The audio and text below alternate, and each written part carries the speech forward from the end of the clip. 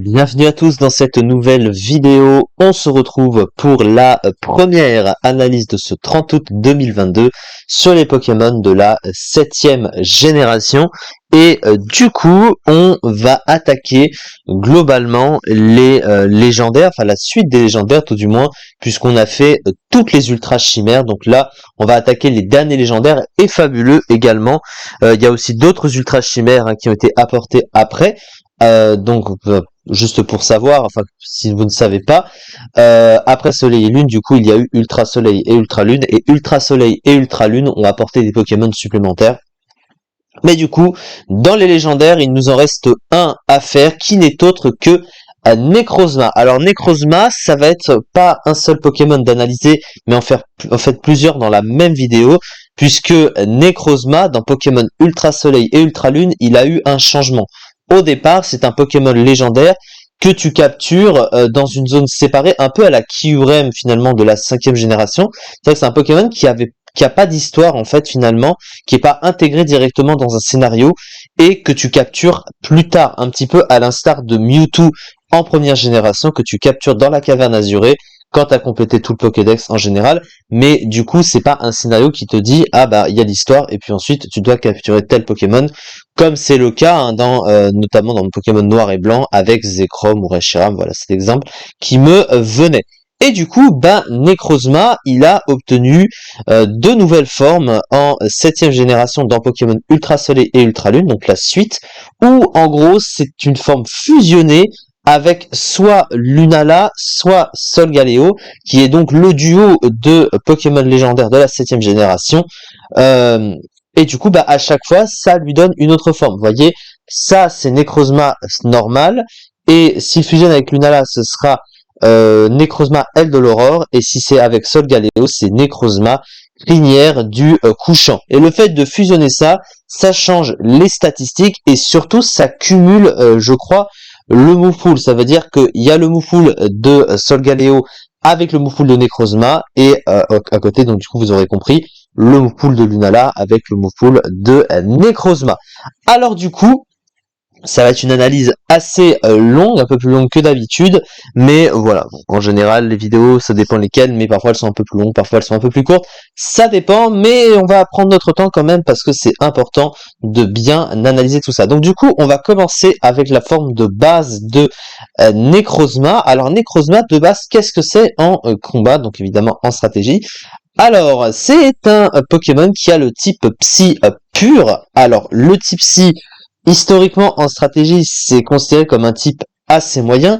Il était plus fort dans les premières générations, surtout la première, parce qu'il n'y avait pas encore ni le type ténèbres, ni le type acier, qui, pour l'un, est immunisé du coup au type psy, et surtout il est super efficace dessus. Et le type acier, c'est le meilleur type défensif du jeu, et il résiste également au type psy. Alors qu'au départ, en première génération, il n'y avait presque pas de Pokémon qui résistaient au type psy, en tout cas offensivement, et du coup, c'est ce qui le rendait plus fort. Mais avec les générations, c'est un type qui a perdu en utilité et qui est devenu assez moyen avec les générations. Donc aujourd'hui, c'est pas un type mauvais, mais c'est un type assez moyen. Alors défensivement, du coup, il possède trois faiblesses qui sont toutes extrêmement gênantes. La faiblesse au type insecte, c'est la faiblesse à la fameuse capacité demi-tour, qui est évidemment une capacité stratégique très vue en combat, puisqu'elle permet de prendre un tour, de prendre le rythme de la partie ou d'un match en pivotant sur un Pokémon, parce que quand vous tapez en pivotant le Pokémon, vous partez, et du coup, le Pokémon a quitté le terrain, et du coup l'adversaire ne peut pas attaquer un Pokémon qui n'est pas apparent, qui est parti du terrain. Et du coup, ça vous permet, vous, derrière, de pouvoir placer ce que vous voulez. Donc surtout si vous anticipez bien et que vous faites votre demi-tour quand il faut dans la partie, et bien du coup, ça vous avantage, on va dire, sur le moment où vous agissez sur le tour où vous faites demi-tour. La faiblesse ténèbres, on vient de le dire, le type ténèbres est immunisé au type psy, et en plus il est super efficace dessus, donc le type ténèbres est très gênant. En plus c'est un type très fort offensivement, plus fort que le type psy. En plus de ça, il est neutre sur le type acier, ce qui n'est pas le cas du type psy, alors qu'avant le type ténèbres était résisté par le type acier, mais depuis l'arrivée du type fée en 6e génération, ça a changé du coup. Et évidemment, le type ténèbres, ça veut dire la fameuse capacité sabotage, un sabotage qui est une capacité stratégique qui double de puissance si l'adversaire tient un objet, et en plus de ça, ça fait perdre l'objet à l'adversaire. Donc c'est une capacité qui va être spammée de beaucoup de Pokémon. Il y aura toujours un spam, enfin un utilisateur de sabotage dans une team, puisque ça fait partie, comme avec Demi-Tour, d'une des capacités stratégiques les plus fortes du jeu. Ça le rend également faible hein, à d'autres capacités de type ténèbres, et aussi à une priorité, hein, puisqu'il y a Kuba, hein, qui est une priorité spammée de certains gros Pokémon ténèbres. On pense par exemple à Scalproie, Scalproie de type acier ténèbres, hein, qui est immunisé au type psy, et qui a ses attaques de type ténèbres très puissantes, donc qui peuvent faire mal à ce genre de truc, à ce genre de type. Le type spectre, en termes de faiblesse, c'est moins courant, on va dire, parce qu'ils sont moins nombreux, les types spectres, mais cependant, ça reste un type offensif très fort, et surtout, c'est un coverage, un très bon coverage neutre, c'est même le meilleur coverage neutre du jeu, on peut le dire, c'est le meilleur stab neutre du jeu, ce qui fait que tu as beaucoup de Pokémon, même si ça joue pas sur des stabs, qui vont parfois compenser leur peu de coverage par une attaque de type spectre. Par exemple, Balombre, hein, c'est la plus connue, pour justement taper neutralement sur les types en face, et pour donc ce que je viens de dire, pallier au manque d'attaque de coverage à côté. Donc le type spectre est quand même un peu gênant. Donc vraiment les trois célestes, voilà, elles sont un peu gênantes pour Necrozma.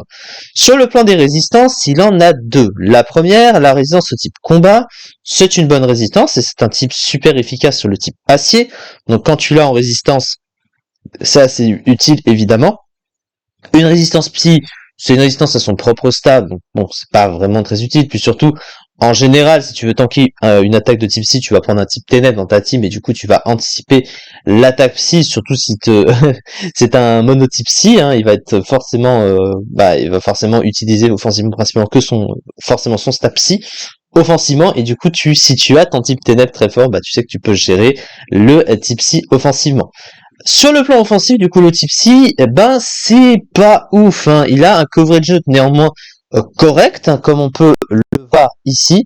Vous voyez hein, que il touche 693 Pokémon au moins sur le neutre, hein, mais il est pas ouf hein, quand même. Les types ténèbres, on vient de le dire, ils sont complètement immunisés, et le type acier aussi résiste à ce type. Donc c'est quand même pas incroyable, très clairement. Après, il est pas si mauvais que ça, mais c'est un type si, je rappelle, enfin un type offensivement qui a baissé avec les générations. Donc c'est vraiment moyen. Donc globalement, le type si pour Necrozma, c'est pas ouf. Et d'ailleurs, il y a d'autres Pokémon de type si, légendaires ou fabuleux. On pense à Mew ou Mewtwo, évidemment, qui sont assez moyens hein, dans les tiers, même en Uber pour Mewtwo, parce qu'il a ce type psy hein, qui ne l'avantage pas nécessairement, qui apporte pas vraiment grand chose, surtout qu'en plus il y a parfois de la concurrence aussi. D'ailleurs, ça va être parmi les Pokémon qu'on va voir juste après. Alors, on enchaîne tout de suite avec le talent de ce cher Necrozma, et il a comme talent Prisme Armure. Prisme Armure, c'est en gros un Solid Rock, un autre talent qui a le même effet que Prisme Armure, et du coup c'est un Solid Rock avec un autre nom. Alors, qu'est-ce que ça fait? Eh bien, ça réduit tout simplement les dégâts des attaques super efficaces, donc des types super efficaces sur le Pokémon, donc Insecte, Ténèbres et Spectre, de 3/4. Ça veut dire que au lieu d'appliquer un coefficient de multiplicateur de dégâts de x2, ce sera x1,75, ce qui fait que ça lui permet de virtuellement mieux tanker les attaques super efficaces. Donc si jamais il veut venir sur sabotage ou demi-tour comme ça, il peut un petit peu plus le faire grâce à ça. Alors évidemment, ça reste quand même pénalisant, mais ça reste pénalisant. Je veux dire que voilà, ça fait quoi? Ça peut faire un petit peu mal. Alors après, il a un bulk qui est bon, un bulk correct, mais bon, voilà, hein, ça reste un talent utile, évidemment, ça lui permet de mieux tanker ces attaques-là. Ensuite, au niveau des statistiques. Alors, pour un légendaire, c'est de bonnes stats, mais quand même avec quelques a priori. Alors quand même sur le plan offensif, il a 107 en attaque et 127 en attaque spéciale, donc il tape plus fort sur le spécial, mais son attaque physique est utilisable, et elle est parfois utilisée, sachant qu'il a un pool largement optimisé pour ça, donc il peut aussi se servir de son attaque, donc ça le rend assez versatile. Après, en termes de puissance, c'est pas incroyable non plus. Alors 127 en attaque spéciale, ça reste fort, mais pour un légendaire, si tu compares à d'autres légendaires, Mewtwo par exemple, il a 154 en attaque spéciale. Donc vous voyez, en termes de légendaire de type psy, il tape beaucoup plus fort, hein. Ça c'est clair. Et du coup, bon, c'est pas mauvais, mais il y a de la concurrence. Alors ensuite, au niveau du bulk, bah, il a un bulk de légendaire globalement correct, hein, avec 97 en PV, 100 en défense, 89 en défense spéciale. Une défense spéciale qui est un peu moins élevée, mais globalement, c'est pas si pire. Par contre, là où ça pêche, c'est la vitesse. 79 de vitesse en stratégie aujourd'hui, c'est considéré comme assez moyen. Alors ça le rend pas très très lent parce que jouer max vitesse avec un bon investissement, ça lui permet quand même de dépasser quelques Pokémon, mais ça le rend en dessous de beaucoup de Pokémon offensifs du jeu, et actuellement les speed tiers sont très élevés.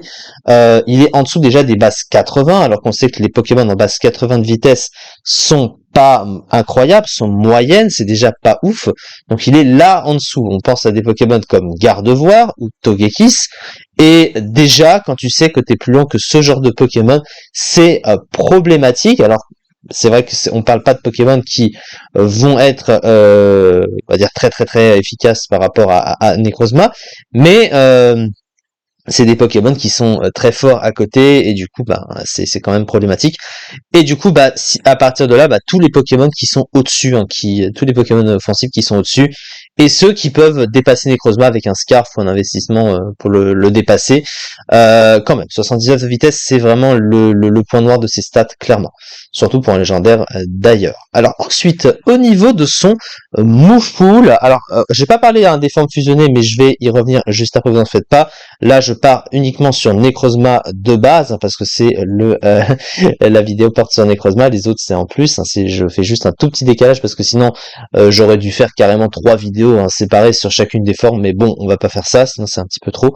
Alors au niveau du move pool, bah ce Pokémon il a un move pool excellent, hein. Il a pas vraiment de problème en termes de move pool, il a un move pool très large, hein, autant sur le soutien globalement que sur les options offensives. Sur le plan offensif, il possède une myriade de moves offensifs, il peut être joué autant physique et spécial, ce qui est assez fort, hein. Il possède, alors sur le plan physique, notamment l'accès à, alors sur le type C, il a son attaque, une attaque signature qui est un petit peu spéciale, qui s'appelle Photon Geyser, pardon, 100 de puissance, 100% de précision. Elle apparaît spéciale, mais en fait, elle a une grosse particularité, cette capacité.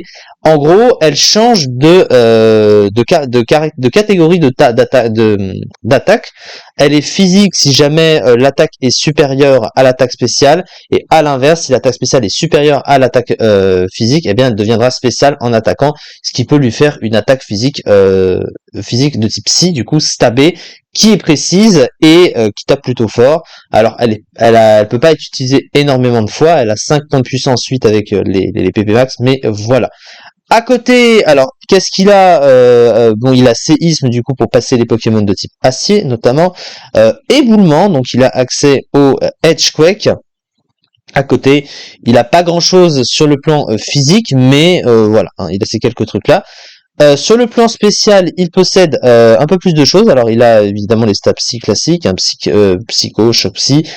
Sur le plan du coverage, il a... Ah oui, j'ai pas précisé. Il avait accès à sabotage, hein, sur le physique. Très important, sabotage. Alors, sur le plan spécial, du coup, il a Télériforce, canicule pour passer les types acier, du coup, évidemment. Et à côté, bon, il a quelques attaques de coverage moins utiles. Bon, Lumino-Canon, c'est pas vraiment un coverage. Il a aussi Rayon Jet. Bon, il a pas vraiment besoin de ça, mais bon, voilà, ça reste des attaques condables. Sur le plan du soutien, déjà sur le plan du setup, il possède plusieurs moves de setup. Il a plénitude sur le spécial, et sur le physique, t'as le choix entre Danse Draco ou Danse Lame. Donc sur le plan du setup, il a ce qu'il faut. Sur le plan soutien, il possède les pièges de roc, donc ça, on apprécie. Cage éclair également. Toxique, ça, beaucoup le possèdent. Distorsion aussi. Alors distorsion, comme c'est un Pokémon un peu moyen lent, ça dépend, en vrai, hein, c'est pas non plus inutilisable. Alors après, c'est mieux sur des Pokémon plus lents, évidemment, mais voilà, il possède distorsion. Sur le plan du soin, par contre, il ne possède que Moonlight. Alors c'est un move de soin Moonlight qui rend des points de vie d'une proportion qui va varier par rapport au climat qu'il va y avoir sur le terrain. Et du coup, bah, ça peut parfois rendre plus ou moins de PV, mais le problème, c'est que c'est pas un excellent move de soin dans le sens où ça n'a que 8 points de puissance maximum, contrairement à un vrai soin qui va en avoir 16 et qui va permettre de PP stall l'adversaire afin de pouvoir tenir plus longtemps sur le terrain pour se soigner s'il est affaibli. Et du coup, Il aurait préféré un bon de soin. Il a côté Aurore aussi, mais Aurore c'est la même chose que Moonlight hein, au niveau de l'effet. À côté, on note qu'il a aussi accès à quelques petites options, mais pas grand chose. Il a les écrans notamment, il a Polyroche également hein, qui permet de booster la vitesse. Bon, voilà. Globalement, il a un bon bouffle ce Pokémon et il est assez versatile, donc il peut jouer plusieurs options. Ça, évidemment, en stratégie, on apprécie. On passe tout de suite à la fiche stratégie de Necrozma et après on interviendra sur les autres formes. Alors, des très bonnes statistiques offensives, une très bonne statistique de défense, de bon PV, un talent utile prise par mur, un bon boupoule lui permettant de jouer de plusieurs manières, une vitesse juste pour le tiers, le type si pur, mauvais offensivement. Alors, ensuite, du coup, alors qu'est-ce que ça donne au niveau des usages? Alors les usages, eh bien, Necrozma était rarely used un temps, mais il a été banni parce qu'il a fini par être trop fort pour le rarely used, donc il est légèrement monté, mais il est quand même que 51e de l'underused hein, avec 3,03%. Donc il a un tout petit peu monté, mais malheureusement il tombe dans la concurrence avec d'autres Pokémon de type Psy hein, qui sont meilleurs. Hein. On peut voir un petit peu ici, vous voyez. Alors, on parle pas des autres formes de Necrozma qui sont en Uber, hein, évidemment, qui ne sont pas dans les tiers inférieurs à l'Uber. Mais voyez, hein, il y a d'autres Pokémon un peu meilleurs qu'on peut voir ici. Oui, il y a Sœur Silence notamment, Latias Latios évidemment, il y a Métalos non, mais il y a Flagados, Roagadat Galar, Flagatos de Galar. Donc c'est ces Pokémon-là qui sont au-dessus dans les tiers, qui apportent plus tout simplement, qui vont avoir un petit peu plus d'utilité. Après c'est pas énorme non plus. Il y a aussi Azelf par exemple, voilà. Donc, il a de la concurrence et le problème c'est son manque de speed, hein, vraiment son manque de speed. Quand t'as beaucoup de Pokémon plus rapides qui peuvent taper avant lui, hein, ça on sait que c'est toujours pénalisant. Alors maintenant on va parler de ces formes, ces autres formes, donc ces formes fusionnées avec Lunala ou Solgaleo. Alors je vais intervenir assez rapidement là-dessus parce que c'est pas l'objet principal de la vidéo, je le rappelle. Alors pour la forme L de l'aurore, comme on peut le constater, les stats changent hein, et on passe à des stats qui sont diablesques. Par contre, curieusement, il perd en speed, hein, il passe à 77 de speed, donc il est plus lent. Et en Uber, ça reste une vitesse assez moyenne quand même. Hein. Il est en dessous de beaucoup de Pokémon du Uber, même si les speed tiers sont plus bas, hein, mais il est en dessous de les légendaires qui ont 90 de vitesse, bah il est en dessous hein, largement. Donc ça reste quand même pénalisant, mais à côté, ben il a un boost dans le bulk, hein, il a 109 en défense, 127 en SPDF, 97 en PV, une attaque spéciale de 157 qui est excellente, au-dessus de Mewtwo, hein, on l'a cité juste avant, 113 en attaque. Pourquoi pas, hein, évidemment. Alors après, de base, Lunala, il est plutôt joué spécial, hein, comme on peut le voir. Et vous voyez bah, qu'il a pris justement les petites options de Lunala, et notamment son attaque signature à Moongeist Beam, hein, le rayon spectral, 100 de puissance, 100% de précision, qui ignore le talent de l'adversaire. Bon, ça, c'est moins ouf, mais bah globalement c'est un move pool similaire au Necrozma de base à part ça. Que, voilà, il est quand même très bon de base son move pool. Et l'autre forme du coup c'est Necrozma Crinière du Couchant. Alors oui le type, excusez-moi, donc du coup il change de type, hein, il passe de type Psy à type Psy Spectre. Alors qui lui apporte quand même deux doubles faiblesses ténèbres et spectres qui sont très gênantes, deux immunités, un combat est normal, ça c'est toujours bon à prendre, même s'il avait déjà une résistance combat de base. De résistance poison psy, c'est pas ouf, hein, clairement, donc il chope une résistance poison. Bon, défensivement, c'est pas ouf comme type. Offensivement, bah, ça lui donne un peu plus de couverture, parce qu'il gagne un double stab, qui est un bon stab neutre. Donc voilà, ça c'est toujours assez utile. Donc il va pas s'en plaindre. Et l'autre forme, du coup, gagne le type Psy Acier, le même type que Solgaleo, du coup de base, qui défensivement apporte beaucoup plus, hein, parce que le type Acier, évidemment, c'est le meilleur type défensif du jeu. Quand tu le combattes à un autre type, ça apporte toujours beaucoup de résistance. Et il ne fait pas exception à la règle, comme vous pouvez le constater. Il y a 8 résistances, plus une double résistance psy, et une immunité poison. Alors évidemment le truc c'est que les faiblesses se cumulent. Alors même s'il perd il perd s'il perd sa faiblesse combat pardon qui est donc neutralisée, mais il a une faiblesse feu et sol du type acier plus la faiblesse ténèbres et la faiblesse spectre du type psy, donc ça fait quand même beaucoup des faiblesses gênantes.